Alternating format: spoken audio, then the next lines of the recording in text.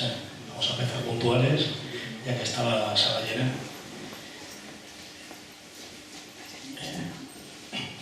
Lope de Vega y Carpio, refiriéndose al Palacio de Sotofermoso, aseguraba ser la octava de las 7 maravillas.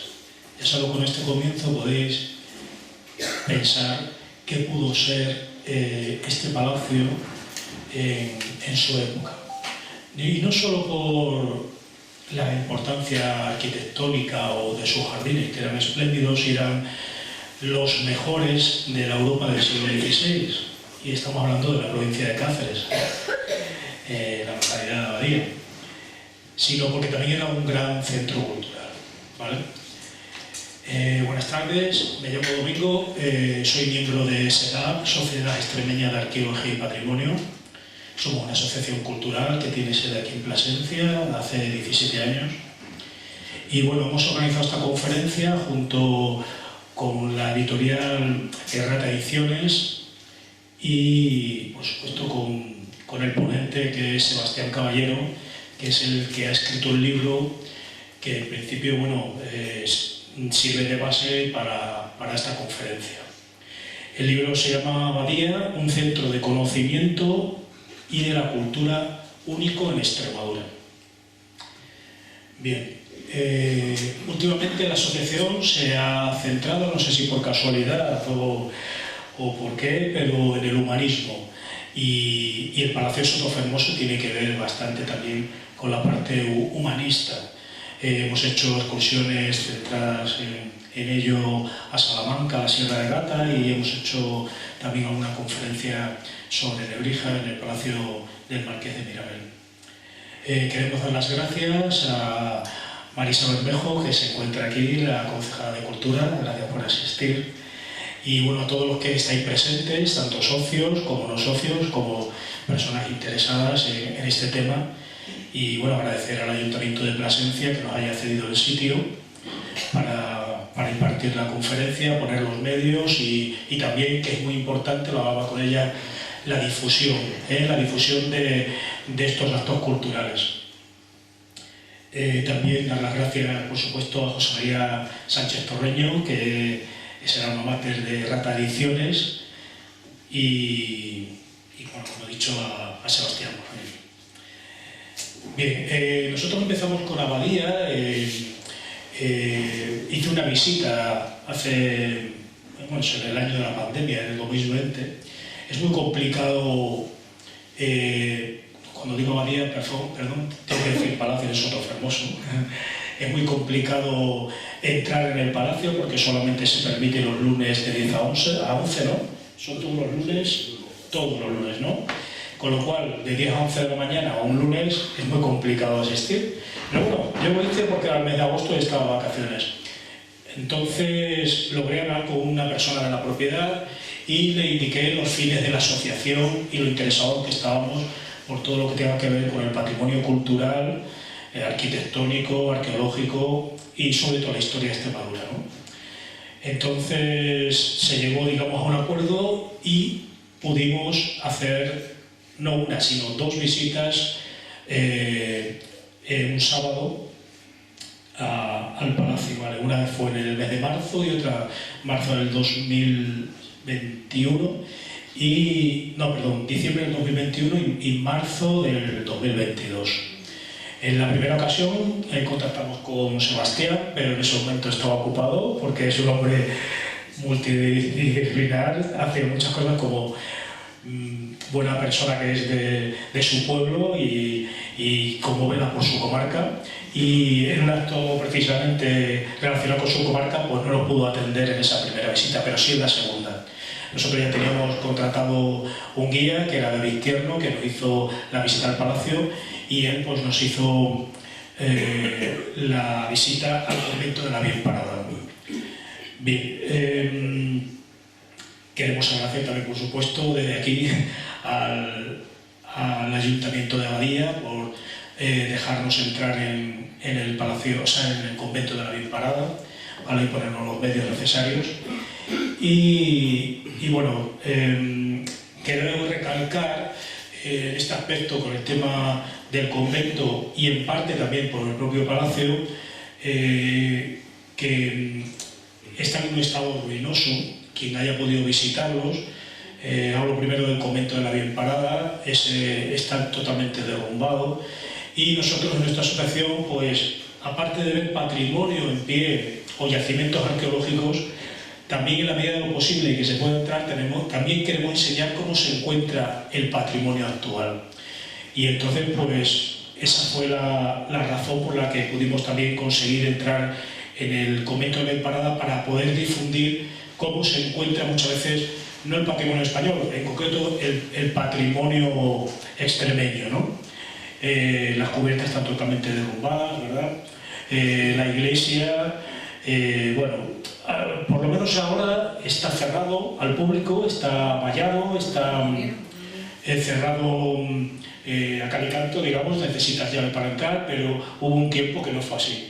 Y eso permitió, aparte del derrumbe, permitió el expolio, que también es otro de los males del patrimonio abandonado.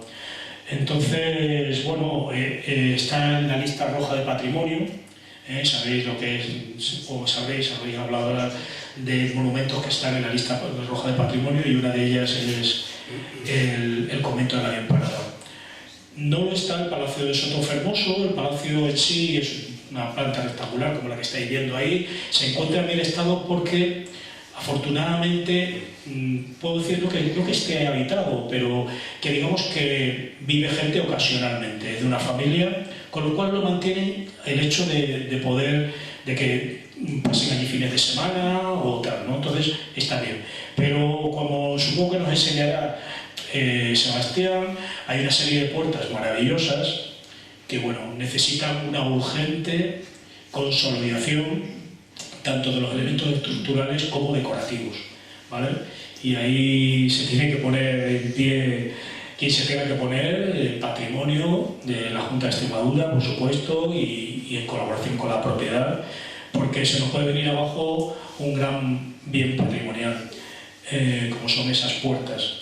El palacio, pues en sí, ya veremos las riquezas que tiene, el patio maravilloso, con esos arcos túridos, se llama así, lo tengo aquí apuntado, porque es un nombre raro. Y bueno, son como los de Guadalupe, ya ahora veremos unos arcos apuntados maravillosos. Ese palacio es un palacio, digamos, pudo ser como un palacio renacentista, pero realmente que tuvo su origen en los templarios, donde fue una abadía cisterciense, ¿no? Y bueno, el convento de la Bienparada es un convento franciscano. Nos va a hablar Sebastián de la gran importancia que pudo tener un palacio como este, y por qué hubo este palacio y esos grandes jardines aquí. Todo tiene su explicación, ¿verdad, Sebastián? Y la explicación no es nada ni menos que económica. Cuando hay dinero, pues se pueden hacer muchas cosas. Y ya nos dirá él las fuentes de riqueza que tenía lo que es el entorno, ¿vale? Bien, entonces va a hablar de esos tres puntos, tanto del Palacio Sotofermoso, el convento de la Bienparada y esos recursos económicos, que no quiero adelantar cuáles son para que él lo diga. Bien, Sebastián Caballero es natural de Abadía, nació allí, o sea que son muy poquitos habitantes, apenas 400, así, más o menos, si llega. Y bueno, está dedicado al estudio e investigación de historias locales en el norte de Cáceres. Ha trabajado como funcionario en el Archivo Municipal de Herbás, como archivero, y tiene publicado numerosos libros de la zona de la comarca, ¿no? Ambientados en lo que es la Abadía, Granadilla, Casal de Palomero, bueno, pues títulos como Edad Media de la Abadía, las tierras de Granadilla y el Partido Judicial de Herbás. Y bueno, ha publicado también artículos en la revista Alcántara. Y bueno, es un incansable investigador y quiere a su tierra como pocos, y eso le hace pues conocer los valores que tiene su pequeña población, que no tenemos que dejar abandonada en cuanto al patrimonio. Después también quiero hablar de Rata Ediciones. Nos acompaña aquí José María Torreño, que es, digamos, el director, no sé si puedo decir ese término. ¿Sí? ¿Así?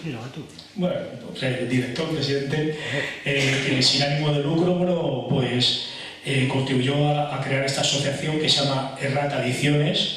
Si la buscáis normal, como la digo yo, pues quizá no la encontréis, porque si ratas con H ya empezamos mal, ¿verdad? Sí. Y entonces así la tienen puesta, ¿vale?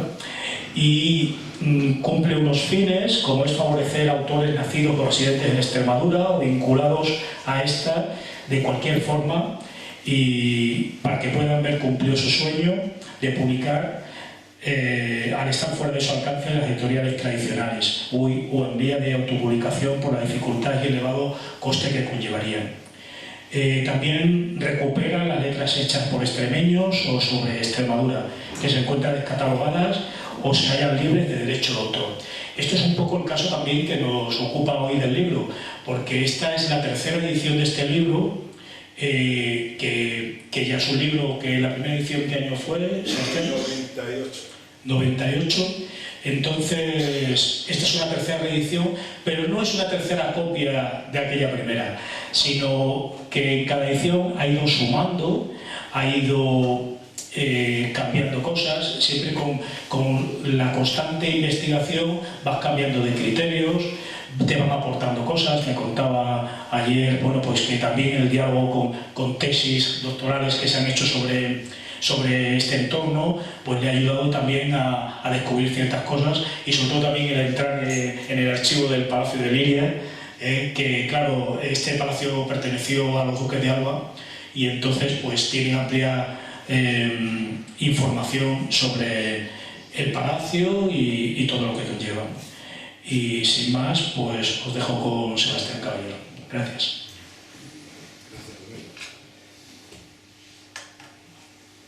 Bueno, pues buenas tardes. Muchas gracias por la asistencia. Tenía que contar esto, que en el mes de marzo estuvimos aquí haciendo precisamente la primera exposición referida al Palacio de Santa Fermosa. Y la verdad que fue muy motivante. Por eso, y sospecho que no va a ser la última edición, porque es verdad que es inagotable la temática. Se me ocurrió el título de la abadía como un centro del conocimiento y de la cultura única en Extremadura. A ver, parece un poco exagerado, pero no lo es, la verdad, no lo es. Una vez que vayamos viendo los tres pilares que comentaba Domingo, que son el palacio, el convento y el Puerto Real, entenderemos pues como un pueblecín pues, muy pequeño. Es exactamente, os voy a dar es ese, un pueblito diminuto, 300 habitantes escasos, y tiene un patrimonio enorme. Parece, a ver, que esto todo empieza con el Palacio de Santa Fermosa. En origen fue una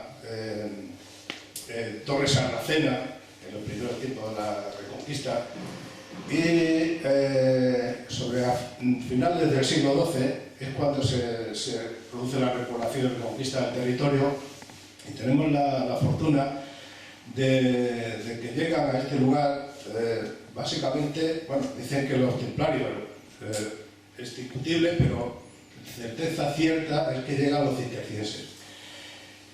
Aquí hubo, de la época de la conferencia esta de marzo, hubo gente que se interesó muchísimo por el tema de los cistercienses, y es que eso me ha motivado, y es uno de los añadidos que tiene este nuevo libro, y fue una gran suerte, la verdad. Está investigando un poquito más, concretamente Pedro se interesó muchísimo. Es verdad, en una zona eminentemente ganadera encontramos un territorio muy explotado agrícolamente. Esto es por obra y gracia de estos monjes que llegan a mediados del siglo XII y claro, están inmersos en el proceso repoblador y de la Reconquista. Hay un personaje muy interesante, que es el abad de Citero, que consigue coordinar todos los reinos cristianos y fueron el origen de las órdenes militares. Esto supuso un avance importantísimo, porque lo que en origen era racias de pillaje, pues se convierte en un modo de repoblador que tiene su modelo precisamente en Abadía con el Cister. Ellos dependían de Morreruela, de Zamora, y se instalan en Abadía pues, a finales del siglo XII.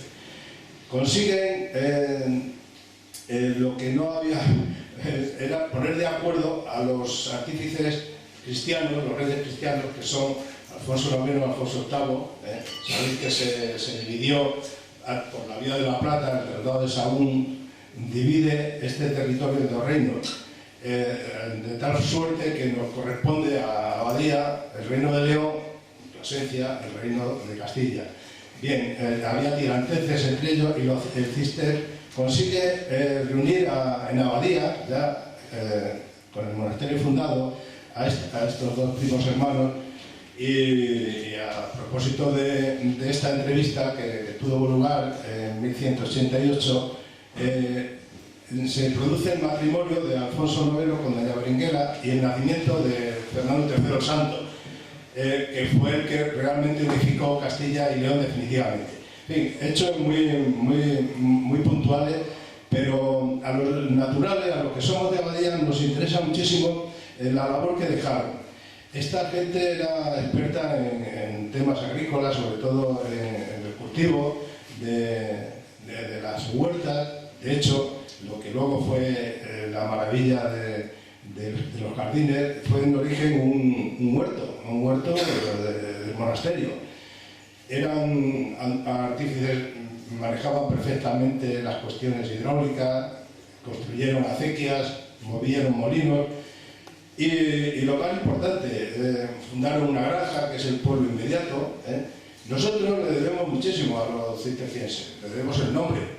Hasta entonces, hasta que llegan ellos, era Soto Fermoso, nombre bonito también, porque hace mención a un lugar próximo al río muy hermoso, Soto Hermoso, ¿no? Y nos dan el nombre. Soto Fermoso se convierte en Abadía. Y Abadía, que está rodeado de terrenos ganaderos, se convierte en una isla agrícola, hasta el punto de que podemos decir, salvando la distancia, de que fue la mejor escuela de capacitación agraria que hubo en el norte de Extremadura.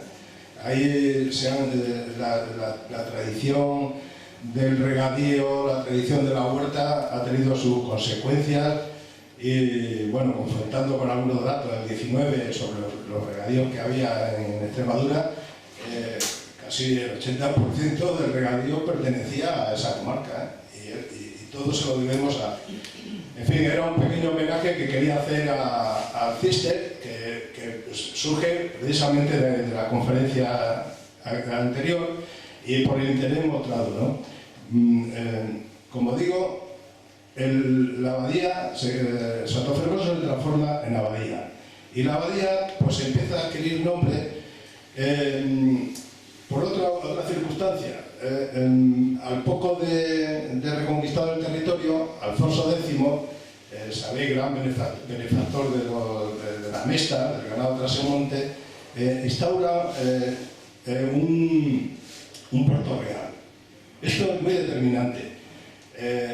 El Cister es muy importante, pero el Puerto Real es el lugar donde se cobraba el servicio y montazgo a todos los ganados que bajaban hasta tal latitudes y más abajo, desde Castilla, con los primeros, solía ser de otoño, con los primeros fríos, y subía con los primeros calores. ¿Esto qué significaba? Que aquí se cobraba este servicio, era un doble impuesto, el servicio por el uso de la cañada, por lo que tenía que ver con con los guardianes, entregadores, etc. Y el Ollar en los terrenos reales, del rey.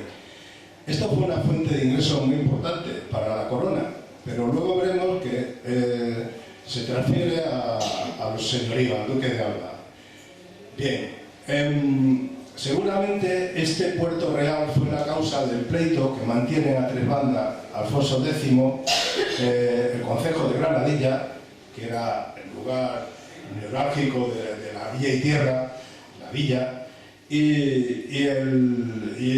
los cistercienses. Es un pleito que se conserva íntegro de 1260, está en el Palacio de Liria, en Madrid. Está allí en una vitrina eternamente iluminado, como un tesoro, y es que es lo que realmente nos ha dado la clave para descifrar un poco todo el entramado histórico, ¿no? Bien, pues los cistercienses se llevan la peor parte y Abadía pasa a depender como una aldea más de Granadilla.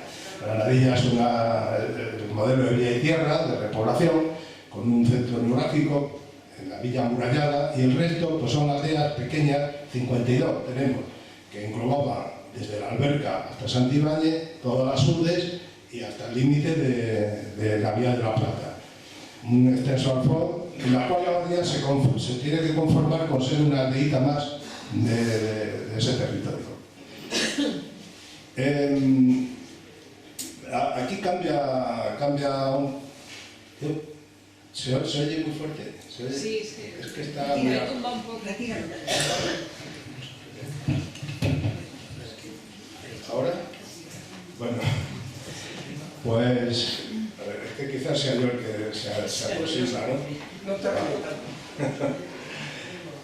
Pues por dónde iba. Ah, bueno, pues eso, que ya Abadía es una parte más de Granadilla. Ya está, importante, porque el Puerto Real sigue estando ahí y claro, tiene su relevancia. De hecho, no es una aldea al uso, como compite por la capitalidad con Granadilla, pero no pasa de ahí. Bueno, ¿qué ocurre? A partir de 1444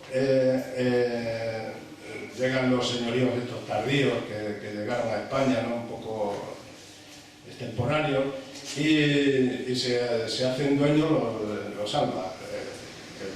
La comunidad de Villa y Tierra pasa a ser un señorío más de la Casa de Alba.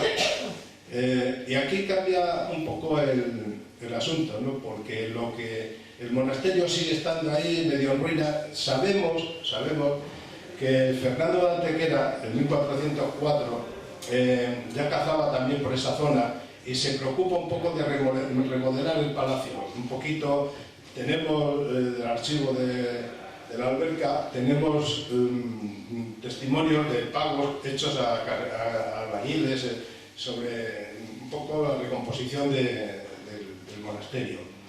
Pero cuando realmente deja de ser monasterio para transformarse en palacio, en casa de recreo, en cazadero, es con los Álvarez de Toledo. Los Álvarez de Toledo, concretamente el primer duque de Alba, el primero, hasta entonces eran condes y señores, pero el Fadrique Álvarez de Toledo tuvo mucho que ver. Esto, claro, se me cruzan los libros, pero realmente lo que quiero manifestar es que yo en este último he ido un poco al porqué de las cosas, esas cosas que dábamos por hechas, y comprender sus causas, ¿no? Bien, pues una de las partes que se aporta es una documentación del Palacio de Liria, confrontando el libro maestro, tiene 1300 folios, es un mamotreto. Ahí anotaban todos los gastos y ingresos que tenía, y por 1476 es cuando se remodela el palacio, el antiguo monasterio lo transforma en casa de recreo, cazadero. Este duque, el Fadrique, repuebla todo el territorio con venado, con ciervos, jabalíes, y todavía permanece el tema este de la caza como atractivo. es un deporte que la cinegética que enganchaba mucho a la nobleza. Entonces este hombre, un poco para medrar, otro poco para por sus intereses, invita a determinadas personas cuando pasan por allí. Tenemos constancia de que Fernando el Católico es un asiduo de la abadía. También es que eran primos hermanos, el Fadrique y el Fernando Álvarez de Toledo, tirando el hilo, tenían parentesco. Además, en aquella época la corte era itinerante y en la abadía se firman muchísimos acuerdos. Tenemos constancia de algunos que se firman con Enrique VIII de Inglaterra, su consuegro, el consuegro de Fernando el Católico.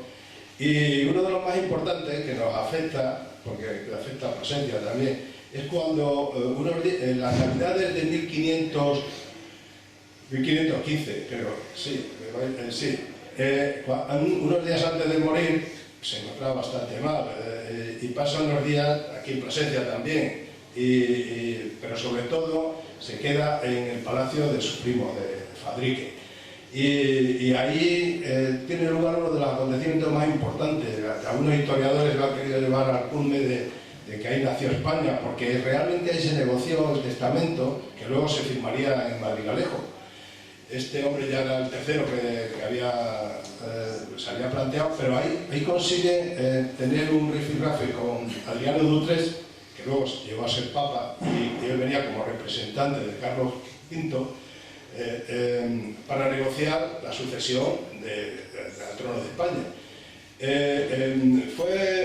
Fueron duras, tenemos testimonios de Anguería y de otros cronistas de la época, y sabemos que fue un auténtico desgaste. Se tiraron casi 2 meses ahí discutiendo. Al final consigue Adriano Dutré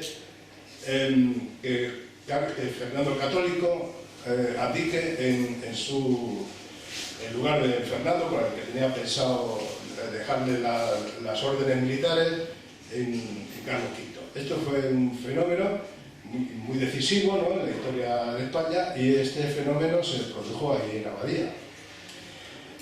No fue el único, la verdad, porque por allí pasó Felipe II también. Tenemos una especie de graffiti. Fue cuando era muy joven, fue con intenciones de conocer a su futura esposa. Él tenía 16 años y María de Portugal, que venía, se acercó a verla y allí dejó en piedra un graffiti gótico muy interesante. Estuvo también Juana la Loca, su abuela. Y la verdad es que el palacio fue ganando prestigio. La antigua huerta cisterciense se fue convirtiendo en jardín. Hay muchísimos estudiosos que sugieren que fue Fernando III, Fernando Álvarez de Toledo, el tercer duque. Yo estoy en condiciones de asegurar que lo pergeñó su abuelo, Fadrique. Este hombre consigue, empieza a... Mira, esto es una anaparastasis que se hace del palacio, lo hacen unos arquitectos de la Escuela de Sevilla, y bueno, aquí está el palacio con el... Y luego empieza a coger forma, ¿no? Empieza a coger forma con unos jardines en distintos niveles, 3 niveles, tres jardines. Este es el jardín alto. Aquí hay una puerta. Esa puerta se llama de los puños porque esa se hizo en conmemoración de las visitas que hacía Fernando el Católico. Lleva el haz y la flecha, lo que luego fue el símbolo de la falange, ¿no? Pero que era el emblema de los reyes católicos. O sea, se hace en conmemoración a las visitas, a las numerosas visitas que tenían por allí. Este es el jardín medio de la plaza de Nápoles y este es el jardín bajo. Bien, esto no se hizo de golpe, claro, esto fue bastante lento el proceso. Nosotros, bueno, casi todos los autores nos guiamos siempre por tres cuestiones, tres personas. Un tal Bartolomé de Villalba, que lo visitó por 1575, hizo una descripción bastante precisa. Luego llegó Lope de Vega como secretario del duque y le dedicó más de 300 versos, y así se lo titula, Descripción de la abadía. Y luego el último testimonio que tenemos, el más preciso, es de don Antonio Pons en 1777. Esto, claro, son tres testimonios. Al margen, bueno, el libro tiene pues el testimonio del catastro de Ensenada, del interrogatorio de la Real Audiencia, en fin, hay un tal Antonio de Córdoba, que fue alcalde de Plasencia, muy interesante, es un sátiro, y también describe esta hermosura. Se quedan todos espantados de lo que están viendo, ¿no? Yo en este último libro he procurado este porqué de las cosas, pues claro, en el archivo de Liria, como digo, el histórico provincial, pues cruzando documentos, tengo la certeza de cómo fue el proceso. El grueso de las obras se hace, de los jardines estoy hablando, que es en 1560, 1568, ese es el grueso. Tenemos documentación, datos que lo confirman, porque había otra incógnita, y es que, a ver, ¿cómo puede ser que este hombre, que el tercer duque de Alba, ¿no?, que se pasa la vida guerreando, sabéis que fue virrey de Nápoles, gobernador de Nápoles, luego estuvo como capitán general en Países Bajos, haciendo unos atropellos tremendos, con el Tribunal de los Tumultos, es un hombre que tiene más sombra que luces, y que se pasó la vida obedeciendo a los Austrias, a Carlos V y luego a Felipe II. Y claro, esta incógnita es otra de las que se resuelve ahora en este libro. La gran promotora de la cuestión fue su mujer, es María Enrique. Esto es muy pertinente ahora por los tiempos feministas y tal, pero es cierto. Esta mujer, con un hijastro, un hijo, un tal Hernando, que llegó a ser prior de una orden religiosa, entre los dos son, bueno, y un gran administrador, que también hemos conseguido saber el nombre, se llama Juan Moreno, un déspota, por cierto. Tenemos documentos de maltrato a los habitantes de la abadía. Como dato curioso, los calentaba, cuando los veían por la calle a mano abierta, los daba con bofetones. Es decir, que todo esto era muy bonito en el palacio, pero, a ver, la vida era como era y ya está, ¿no? A ver, son cosas que me interesan a mí mucho como natural de abadía, ¿no? Pero que bueno, que yo creo que no está mal intercalar, ¿no?, por desintoxicar tanto dato. Pues conocemos eso también, conocemos los artistas, bueno, los artífices y artistas que trabajaron, es increíble. Sabemos, hay muchísimas incógnitas, no se sabía si se habían hecho allí.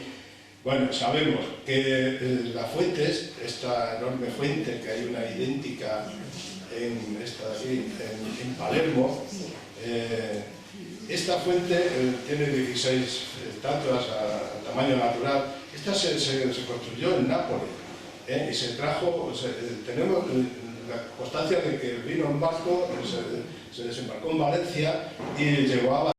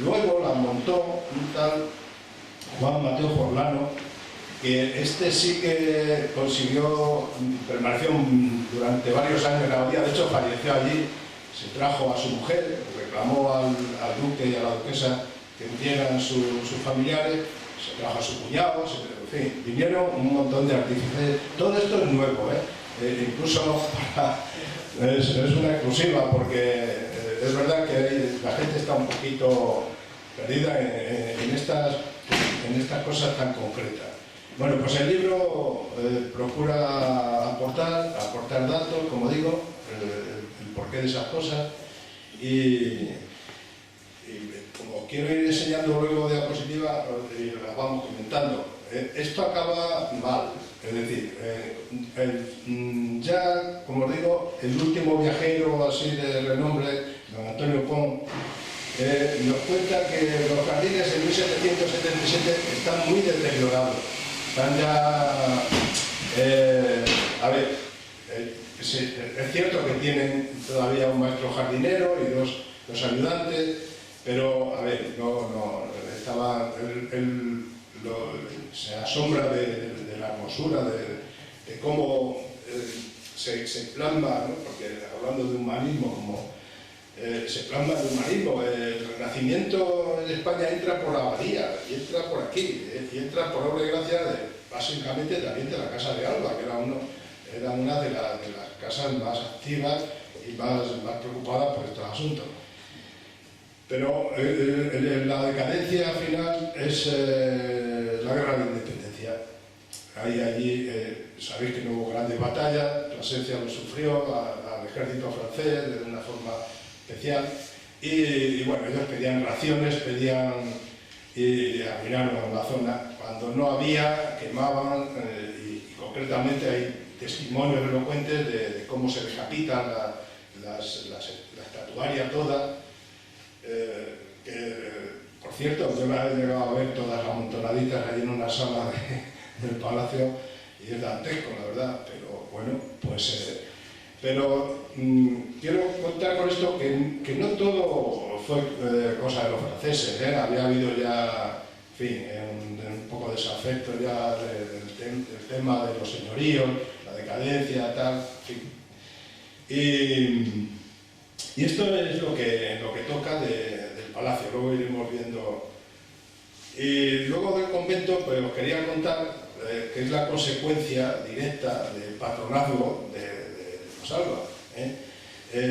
También hay novedades muy interesantes, porque se ha tratado siempre, como estaba en ruinas, no quedó casi testimonio, pues en los anteriores libros la verdad es que no decíamos gran cosa, pero tuvimos una suerte tremenda, porque en principio confirmamos que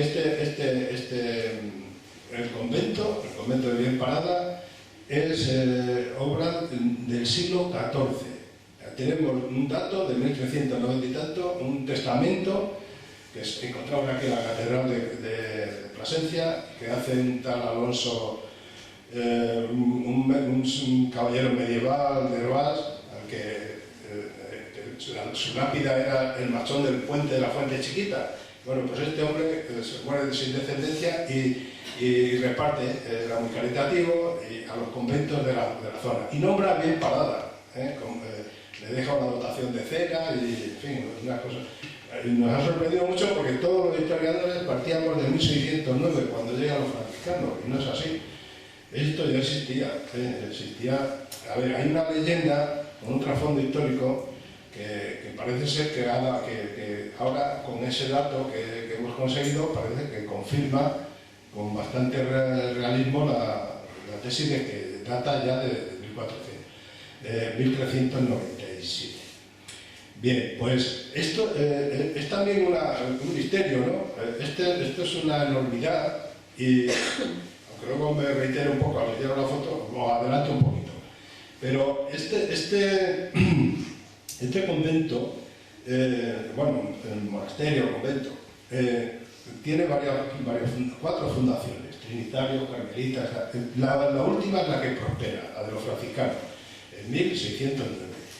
Y bueno, curioso, porque claro, esto es como la cesta de la cereza, tiras y luego te tienes que enterar qué hacían los franciscanos. Y en Extremadura tuvieron un papel muy importante en la cuestión de la educación, ¿eh? Estamos hablando de una sociedad analfabeta, pues ellos eran los reyes. Y Abadía, el convento de Bien Parada, se transforma un equivalente a la Universidad de Alcalá de Henares, que también la regentaba bien. Ahí se hacía, era como una facultad de teología, música y gramática. Y ahí se validaban los títulos para poder ejercer la enseñanza. Es verdad que estamos hablando de una enseñanza orgánica para ellos, y que bueno, y que donde la teología era la clave de... Pero eso, estamos hablando del siglo XVII y es un fenómeno increíble, ¿no? Ahora luego os iré contando alguna cosilla más sobre el asunto este. Y el tercer pilar, que este no le he tocado mucho, pero que fue muy trabajado en los anteriores libros, es el Puerto Real, el tema este del servicio inmortal. Qué historia, de verdad, ¿eh? Porque claro, se subroga ese cobro de estos... Mirad, hay censos que había un trasiego de ganado de cerca de 3.000 cabezas diarias de ganado pasaban por la abadía y se pagaba unas cuantías muy interesantes.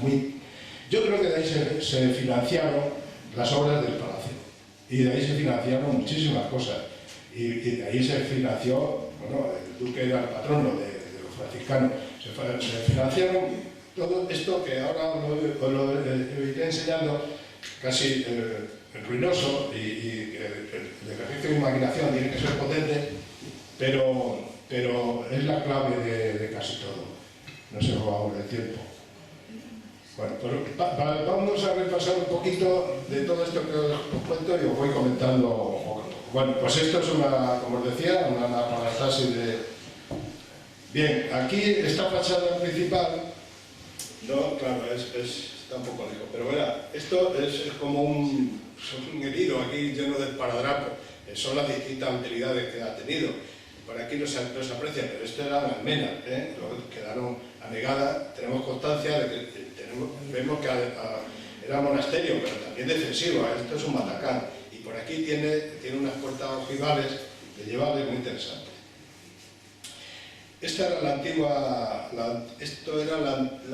torre sarracena que los Alba restauraron y rectificaron, de hecho ese escudo.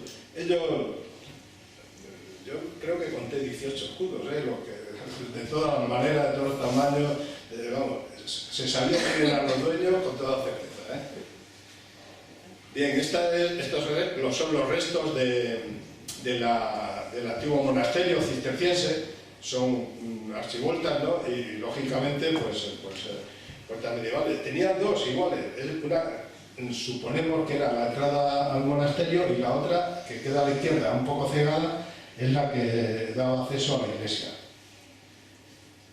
Esto es lo que os contaba, ¿ves? Las almenas, que los reyes católicos ya las mandaron a negar por evitar la bandería, ya sabéis, esas cuestiones, los matacanes, etc. Bueno, esta foto es alusiva a un terreno ganadero, esta es la iglesia de la abadía, muy importante. La dependencia de Granadilla, Granadilla tenía su castillo, también pasó a pertenecer a la casa de Alba. Y perdona, porque es que se me ha olvidado una cosa principal. Todo esta maravilla, todo este cazadero, todas estas visitas, se fraguó en lo más importante de todo, en una academia literaria.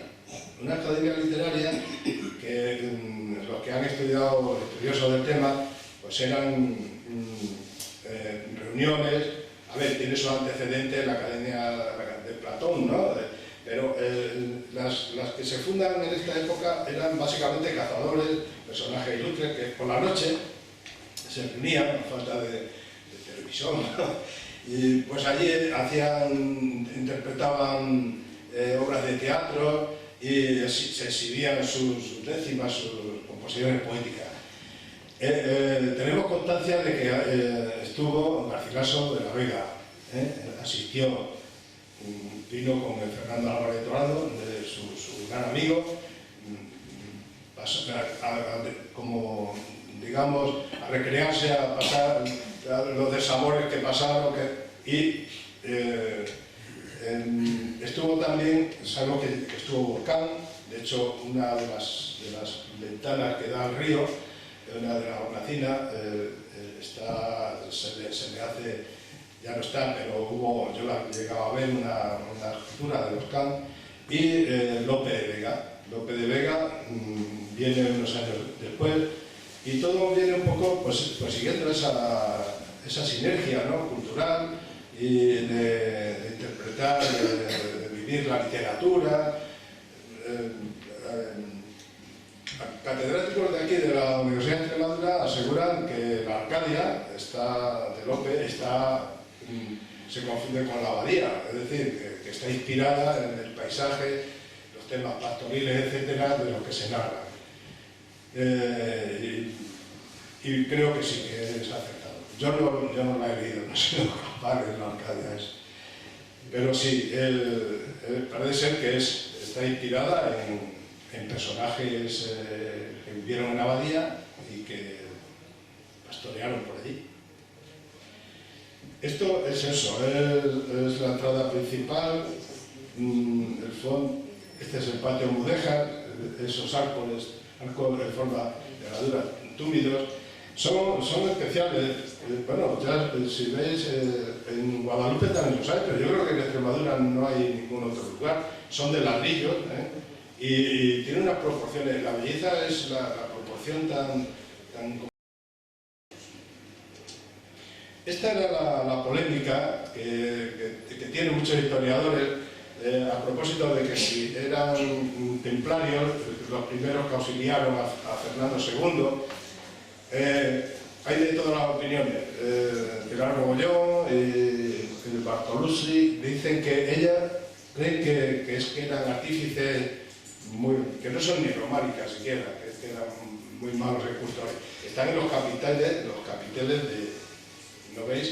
Este es el más elocuente porque dicen que es un caballero templario, ahí con su espada de acente. A mí no me ha interesado demasiado el tema templario. Yo he decidido, yo he trabajado muchísimo el tema del cister, que yo sí que creo que, aparte de darnos el nombre, el topónimo del pueblo, nos aportaron muchísimo. Es que todavía, si vivís allí, se vive una agricultura muy próspera y muy bonita. Y somos deudores. Estos son restos de lo que creen que era la iglesia, el ángulo noroeste del patio mudéjar. Esta es una vista. Aquí tenía un retrato, el Fernando Álvarez de Toledo, el tercer duque, que cuando se vendió, porque este palacio se termina vendiendo en 1898 a los actuales propietarios, a la familia Flores, y ahí tenían el busto de Fernando Álvarez de Toledo, y es el rival. Bien, estos son restos de la fuente esta de la Plaza de Nápoles, esta fuente tan importante que os comentaba, que se hizo a la vez por el mismo autor, Francesco Camilliani, en 1555 en Italia, y se la vendieron una a Palermo y la otra se la trajo el duque. Y estos son bañeras que pertenecieron a esa fuente. Bien, pues estos son unos faunos que tienen mucho que ver con la mitología griega. Bueno, decir que, claro, que esto ya es historia del arte, yo no soy historiador del arte. Fernando Álvarez de Toledo hace todo esto, o lo manda a hacer, y su mujer lo ejecuta, un poco para vanagloriarse de sus grandezas. El tema mitológico está muy presente, el Perseo, ahora iremos viendo, y siempre hace alusión a su delirio de poderoso, de grande, ¿no? y a su mimetismo con la Casa Real. Entonces, Está desubicado también. Esto era todo el mármol de Carrara, certificado, con toda certeza, traído y hecho de Carrara, Italia. Este pertenece, es el caballo alado, al mito de Perseo y Andrómeda. El dragón, en fin, aquí lo intento contar. Y estos son los faunos, mitad macho cabrío, que están también fuera de lugar, porque estos estaban justamente en la transición entre la plaza de Nápoles y el jardín bajo. Este es el artífice, el tercer duque, el gran duque. Bueno, estas son recreaciones que se han intentado en virtud de las descripciones que nos dejan estos viajeros. Muchas se coinciden. Esta fuente se llama la Vigía de la Salud y estaría en el Jardín Alto, inmediato allí al palacio. Este es el grafiti del gamberro de Felipe II. Esta también pertenece a la fuente del caballo. Había dos fuentes, la Vigía y la del caballo, y estaría también en el Jardín Alto. Esto es un puentecito porque atraviesa una acequia que mueve varios molinos. Esto es obra de los cistercienses, que era todo lo que luego se convierte en rimbombante belleza. Es un austero huerto del Ciste, y ellos irrigan y hacen una acequia de casi 10 kilómetros, que hace una captación aguas arriba del río Ambroz, y es lo que os comentaba de la importancia que tiene el tema de la agricultura y del regadío. Esta es la otra parte de la Puerta de los Puños. Esta, como digo, la mandó, es un poco más vasta que el resto de la jardinería, y es la que mandó a hacer don Fadrique. Vamos, yo mantengo que la mandó a hacer en conmemoración de la visita que hacía su primo Fernando Católico. ¿No veis lo que decía de las flechas? Bueno, pues esta es la bajada a la plaza de Nápoles, una preciosidad. Es curioso porque contrasta el granito blanco con el granito rosa. Tiene un montón de metros en forma de V para delimitar el Jardín Alto, y tiene una altura tremenda. Si habéis ido, lo habrá sorprendido. Esta es la plaza de Nápoles, y estos son los restos de uno de los platos, de los 4 que tenía la fuente, esta que se parece a la que está en Palermo. Esta es otra visualidad, esta es Andrómeda, que es y este es, claro, lógicamente su otro escudo más de los Alba. Este parece ser que difiere de los otros porque este es de la familia Álvarez de Toledo, que no es el mismo que tenía Fernando Álvarez de Toledo. Y esta es una señora hermosa y que ha sufrido las iras de todo el mundo. Es enorme, tiene casi 2 metros de altura. Es decir, y esta es la parte del otro componente del mito de Perseo y del dragón. Perseo, Andrómeda, esos están en las hornacinas de la plaza de Nápoles. Escudo.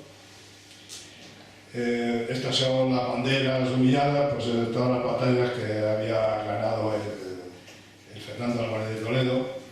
Esta hornacina se la dedicaba a Adriano, parece que aquí había un gusto de Adriano,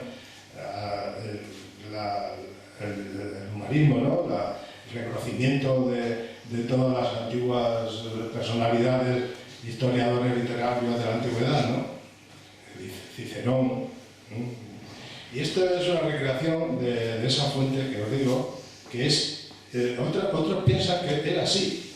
De hecho, esta es la fuente octogonal. Todas estas son figuras a tamaño humano, a tamaño natural. Era una enormidad. Y claro, era una fuente. Eso tiene por cierto, os quiero decir, estas fuentes estaban perfectamente sincronizadas, hacían charcos y en algunos casos música. Es decir, había órganos hidráulicos Todo esto hemos conseguido saber quién fue un tal Juan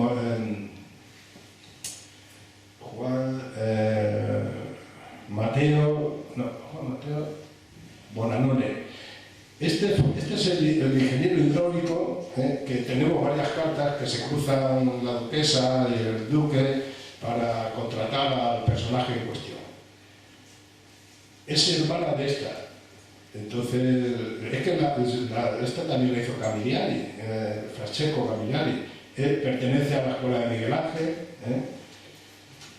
Y esto es un acceso al jardín bajo, ¿veis? Con otro escudito, pero también un poco es una foto de denuncia, porque está todo deteriorado. Por aquí esto está desde hace 2 años, ahora está inaccesible.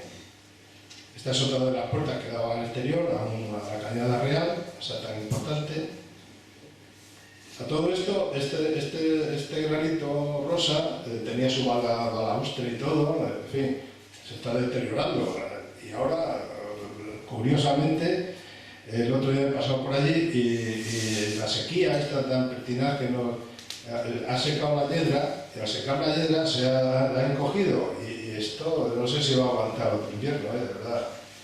Este es el jardín bajo, la foto no es muy buena, pero... Y bueno, estas son unas capillas de estuco que también están inspirados en Sebastián Serlio, este personaje tan brillante de final del siglo XV. Está concretamente en la Puerta de Plutón. Está la Ventana de la Guerra, esta es la de la Puerta del Reloj. Aquí se abrió una plaza y es donde os digo que estaban los órganos hidráulicos. La Ventana de Cleopatra, es que parece ser que tenía un busto, ya no lo tiene, y están representando a Cleopatra. ¿Sabéis quién era, no? La reina que tuvo a morir con todos los romanos y la egipcia, ¿no? Esta, la Puerta Dórica, es la que mejor se conserva, está bastante bien. Y la más bonita de todas, que era una fuente, toda ella, con charcos y para sorprender a los visitantes. Esta es la Capilla de las Uvas. Esta es una pena porque esta vez lo que está pasando con la yedra, que se está rajando. Estas son las recreaciones que hacen los arquitectos todavía. Y bueno, esto es el muro que delimita, está pegando a Alambró. Y esto, que parece así feo, eran los estanques de almacenar el agua para conseguir todos esos efectos hidráulicos en la fuente, que era importantísimo. Esto es otro artilugio de reparto del agua. Está vuelto loco a muchísima gente. Esto lo conocemos solo los naturales.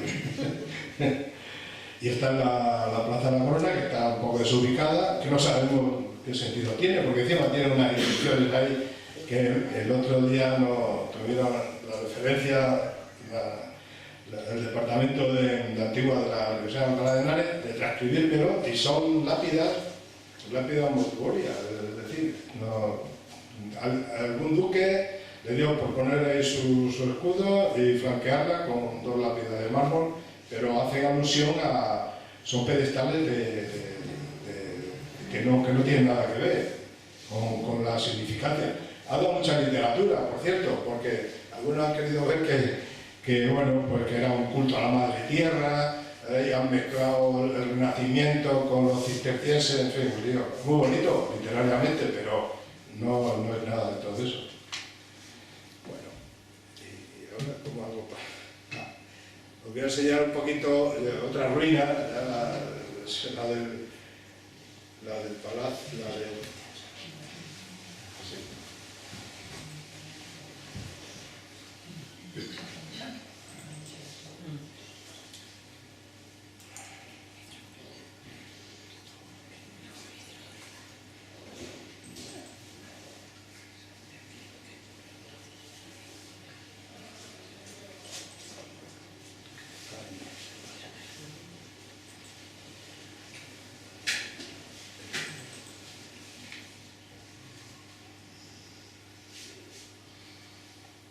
Bueno, pues esta es la otra lo que os decía que era el equivalente a la Universidad de Alcalá de Henares, es el convento de la Bien Parada. Esto que hemos descubierto, que ya había un pequeño monasterio, pequeñito, un conventito, en 1493. Y bueno, va pasando. Esta es la fachada de la iglesia, que es también del siglo XVII, de estilo herreriano. Y estos escudos, bueno, el principal es el de los Alba, y estos son el de Peñaranda y el de Valdivia. Son benefactores de los franciscanos, que el gran misterio del convento es que en 1609 tiene lugar un milagro. El Cristo de la Bien Parada parece que no tenía recorrido. El convento ya lo habían abandonado 4 órdenes y los franciscanos estaban a punto, porque parece ser que la huerta que se les asigna no daba para vivir, había poca población, vivían de la limosna y tal, ¿no? Y el gran momento de inflexión es un milagro que dicen que hace el Cristo. Lo narra Josep de Santa Cruz, un franciscano, cronista del siglo XVIII, que va narrando los milagros. Parece ser que, estando abandonado el Cristo, tenían unos candelabros con aceite y ya ni aceite le echaban, ya estaba. Y de pronto empiezan a arder y a iluminarse y a verter un líquido. Sí, los nuncios y los que vinieron a confirmarlo aseguran que fue un milagro de toda regla. Y si os ponéis a leer la crónica de Josep de Santa Cruz, algunos entraban con la cabeza en la mano y salían curadísimos. Es decir, a ver, haría su efecto placebo o lo que fuera. Parece ser que tuvo un predicamento tremendo. Es decir, la gente asistió, dio limosna y empezó el apogeo. Y de ahí le viene luego que los franciscanos lo utilizaran como escuela de estudio. Y bueno, pues estos son 2 benefactores de la nobleza. Mirad cómo está. Es horroroso. Este es el patio, y estos son las galerías. Horroroso. Esto es una ruina total. Por cierto, es bien de interés cultural, desde 2012. Se consiguió, pero le decía Domingo, ahí está un poquillo sujeto para que no se caiga y poco más. ¿Veis? Esto es una pena. Esto fue, ya te digo, la facultad de teología, la práctica de música. Bueno, esto veis, es un poco uno de los últimos hallazgos. En estos estatutos se deja un capítulo único y exclusivamente para Bien Parada. Es muy bonito, la verdad, porque te puedes imaginar otros modos de vida, ¿no? Y la forma que tenía, con sus obras regladas, sus obras de maitines, de no sé, y luego dedicado al estudio y todo la servidumbre llegó a tener 56 frailes. El término medio fueron unos 35 y había 12, 14 alumnos con un riguroso, por aquí lo ves, el capítulo del 9º se dedica únicamente, es muy extenso y ahí es un filón. La verdad que me lo encontré en el monasterio de Guadalupe, allí estaba, sí, y es muy bonito.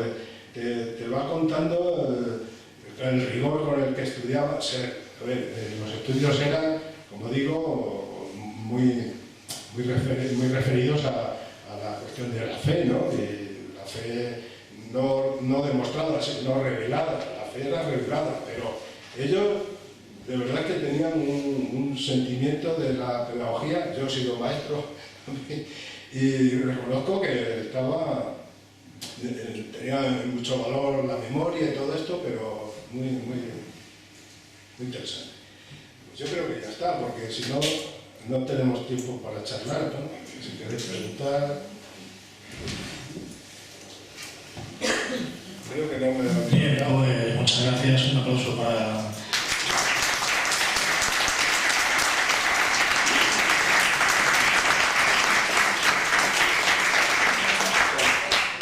Bien, si alguien necesita hacer una consulta, una pregunta, lo puede hacer, por favor, levantáis la mano.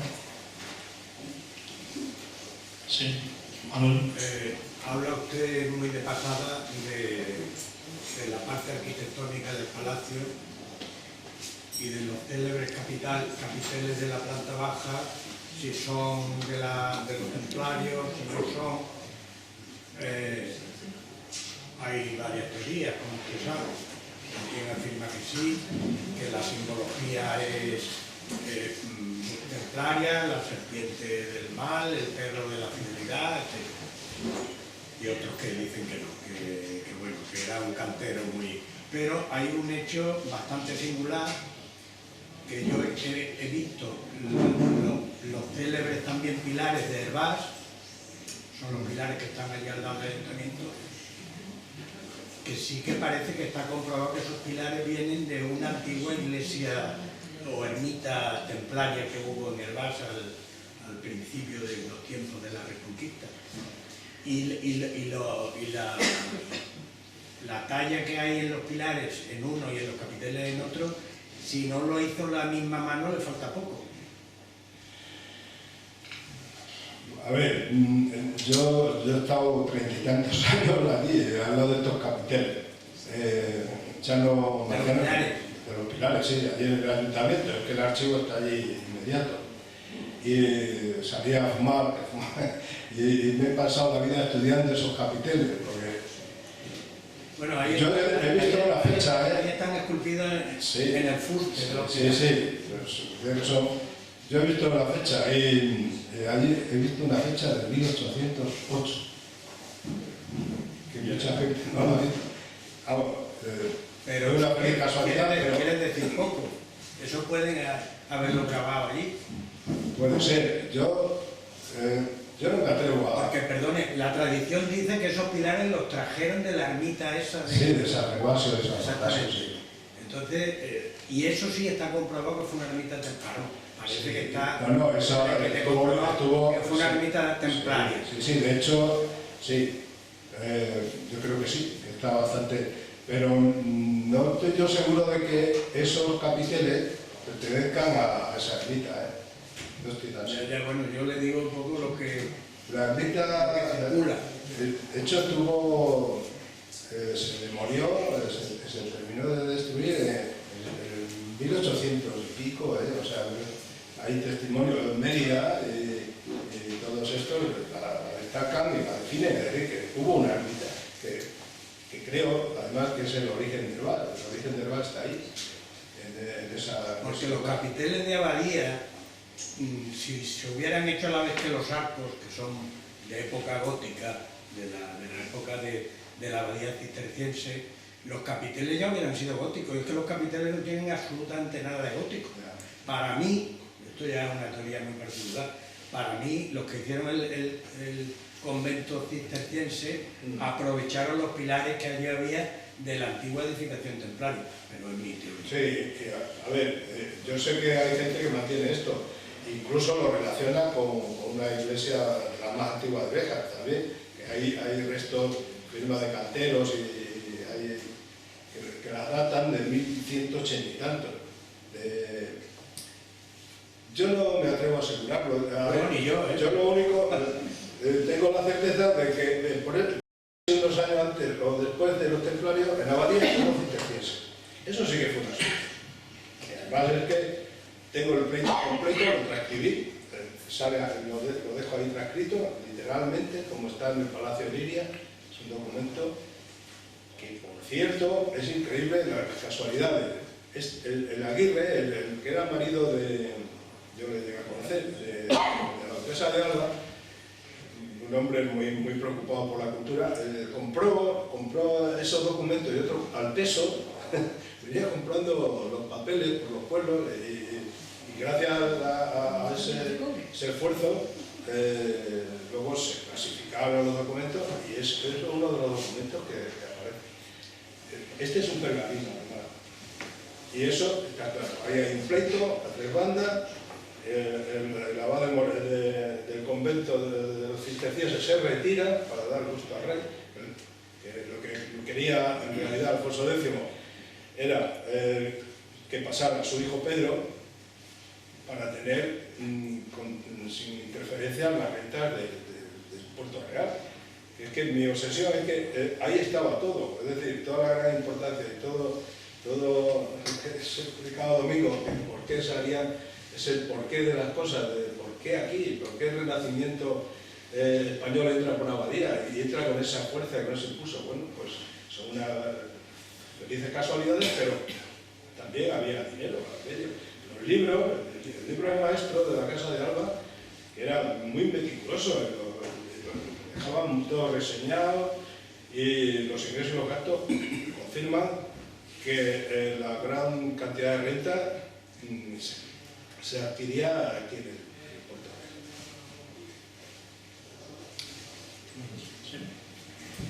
Real. Sí. Yo quería preguntar una cosa que en Plasencia tenemos Zúñiga, en medio tenemos los Álvarez de Toledo y luego siguen hacia arriba. Y entonces en Plasencia también a los Zúñiga, sobre todo de manos de Juan de Zúñiga, el último maestro de Plata y cardenal de Sevilla, que es también un humanista que tiene una corte y una... Y pues que los Zúñigas también, el señor de Presencia, el de Presencia y duques de Béjar, en Béjar hacen el bosque, el jardín renacentista por excelencia, ¿no? Entonces, si son contemporáneos ambos jardines y si era una especie de una vez quién era más potente, si los Zúñigas con el bosque o los Alba con... Es muy interesante esa pregunta, sí. A ver, son coetáneos, los jardines son por esa fecha, 1560. Yo no los conocía y gracias a mi hija que estuvo ahí trabajando, la restauración y tal, pero sí, son coetáneos. Y todo es mimetismo de imitar a los jardines reales, ¿cuáles son los jardines de Aragón? No, pues eso. Entonces, todo el mundo que tenía un poquito se gastaba lo que tenía y lo que no tenía, porque es curioso, lo que llegaron a gastar para presumir, y parece que concuerda con el tiempo. Y era una moda, no son los únicos, Toda la vertiente meridional de la sierra del sistema central, aquí cerca, en la Vera, hubo otra casa de recreo, palacio, con sus jardines y todo. Lo que pasa es que el de Abadía tuvo la suerte de que por allí llegara los granados del siglo de oro, que fueron los que lo pusieron en valor, ¿no? Y los recursos hidráulicos también que tenía la zona también. Claro, no podría ser, ¿no? Aparte de lo que pasaba por allí. Tenemos una pluviometría que ronda los 1.400 litros. Claro. Y un régimen pluvionival de Lambrot, que no hace falta, ahora está enmasado, ¿no? Pero que tenemos una riqueza de agua importante. Y estos jardines necesitaban mucha agua. Y en Béjar la hay también, claro. Por cierto, que los estudiosos, las tesis de esta última, nos sorprendieron. Hacen tesis doctorales en el extranjero del palacio de los jardines. Y una chica holandesa les decía que los jardines de la Abadía encargan la síntesis de la jardinería europea, por lo que tiene de influencia italiana y flamenca, de los recursos del agua. Y que todo junto, pues eso, ¿no? Viene a encarnar la síntesis de la jardinería. De hecho, ¿verdad? Como decía Domingo, que me encanta que lo digas, era uno de los jardines más bonitos y más importantes de Europa. Que muchos catedráticos y gente estudiosa asegura que en Europa ya se pelearían por restaurarlo. Y aquí nos estamos dejando caer. Sí. La influencia era básicamente renacentista, porque tanto Zúñiga como los Alba de Toledo, el gran duque de Alba, fue gobernador de Nápoles. Sí. Y luego hay un nieto suyo que es virrey de Nápoles. Y su tío también. Y luego hay un Zúñiga y también, un primo suyo, sí, que ha sido virrey de Nápoles. Es decir, la influencia napolitana... Que lo estaban viendo, ellos lo iban, veían, les gustaba y lo querían igual. Y por eso, sí, ahí está toda la clave, sí. ¿Alguna pregunta más? Pues como él también estaba diciendo, aparte de lo que hemos hablado al principio de lo que es recuperar o restaurar, consolidar, bueno, se me va todo, consolidar lo que es el sitio, por supuesto lo primero que hay que hacer es la consolidación de lo que existe, pero también un estudio arqueológico que tiene que ser muy interesante, sobre todo también de los jardines. Supongo que ahí debajo todavía estarán las tuberías, todo como pudo ser en el siglo XVI, igual que lo hay en Aranjuez, los bajos, todas las tuberías. Y bueno, quiero recordar que es en un palacio de Boadilla del Monte se han recuperado los jardines renacentistas. Imaginaros que teniendo tantos datos como tenemos aquí, se recuperaran aquí también. Por supuesto que antes hay mucha obra que hacer, ¿no? Pero sería un recurso cultural muy importante para esta zona, ¿no? Yo he tenido la oportunidad de hablar con la propiedad, que bueno, ha excusado su asistencia, le invité y no ha podido venir por temas personales, la familia Flores, y hablé en una ocasión que, bueno, en ocasiones le han ofrecido para el palacio para ser un hotel o para ser un centro turístico, ¿no? Como se pone ahora muchas veces, y ellos no quieren eso para el palacio, quieren más un centro cultural, te digo, eso es lo que me ha contado a mí.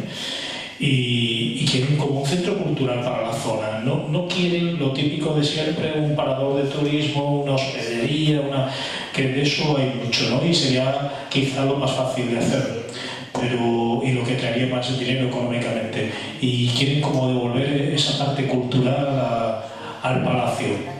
Eso es lo que me dijo, pero después hay otras teorías de que hay desavenencias porque hay muchísimos herederos, hay ya hijos, nietos, y la herencia se dispersa bastante. Y bueno, sé que creo, o se ha oído que la Junta ha estado en tratos con ellos para la adquisición, pero bueno, no ha habido un acuerdo. Y bueno, esperemos que, sobre todo, que se consolide lo que está. Eso es lo que pedimos desde la Asociación Extremeña de Arqueología y Patrimonio, que se ponga rápido, porque hay partes que se pueden perder mucho más de lo que se han perdido hasta ahora. Y bueno, gracias a todos por vuestra asistencia, gracias por supuesto a Grata Ediciones y en especial a Sebastián Caballero. Tenemos aquí el libro, como he comentado, se vende a un precio, creo que son de unos 18 euros, y bueno, si queréis lo podéis adquirir ahí atrás y amablemente supongo que lo podrás firmar y dedicar Sebastián Caballero. Muchas gracias por vuestra asistencia a todos y feliz noche.